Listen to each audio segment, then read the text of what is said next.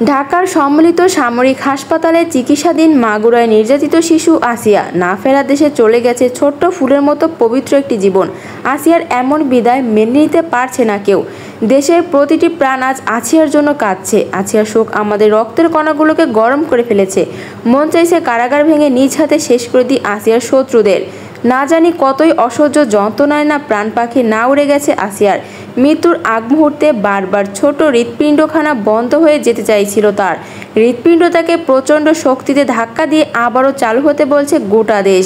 8 বছরের ছোট্ট শরীরে বেঁচে থাকার কোনো শক্তি আর অবশিষ্ট নেই যে কেন বেঁচে থাকবে। কেউ কি তাকে বাঁচাবে? যদি আবারও সে কেঁদে বলতো মা আমি ঘরে ফিরে যেতে চাই, নাকি আরও লাখো শিশুর মতো তাকেও আবার বলা হতো যে সব ভুলে যাই মা। এসব কথা কাউকে বলতে নেই। শিশুটি আর কোনো অভিযোগই করবে না।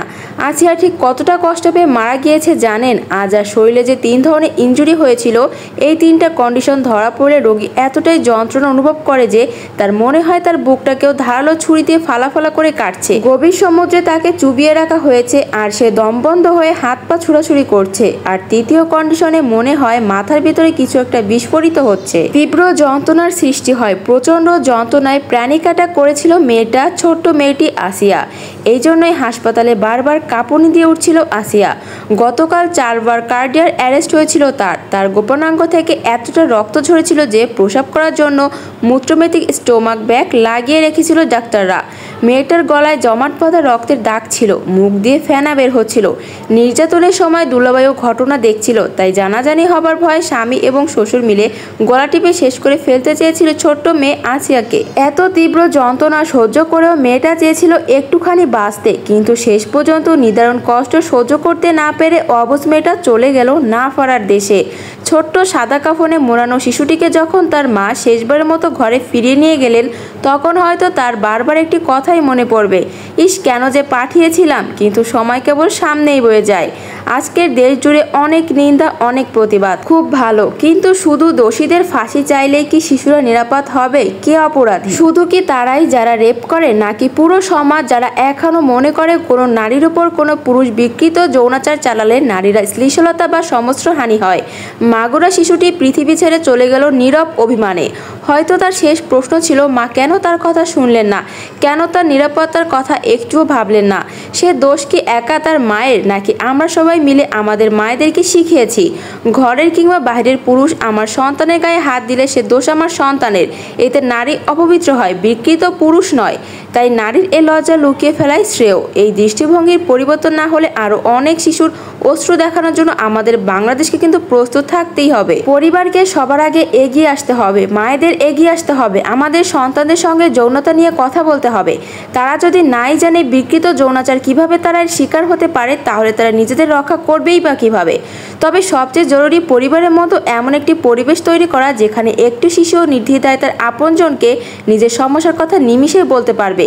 তার মধ্যে এই ধারণা গড়ে নিতে হবে বিকৃত যৌনাচারের দায় তার নয়, বরং দায় সেই অমানুষটির। যে শিশু কিংবা নারীর শরীরে আপত্তিকরভাবে হাত দেয়, আমাদের সন্তানেরা তাদের সবচেয়ে কাছের মানুষগুলোর কাছে এই বিকৃতির শিকার হয়।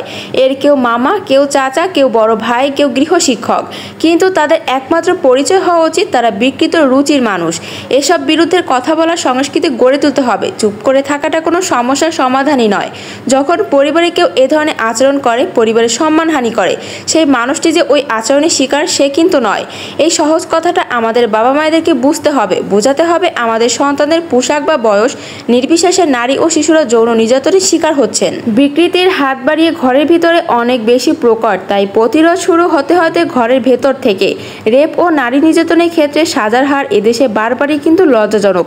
এখানে একদিকে বিচার চাইতে এসে নারীরা যেমন নানা রকম হয়রানির শিকার হন, তেমনি আছে মিথ্যা মামলা দায়ের প্রবণতা।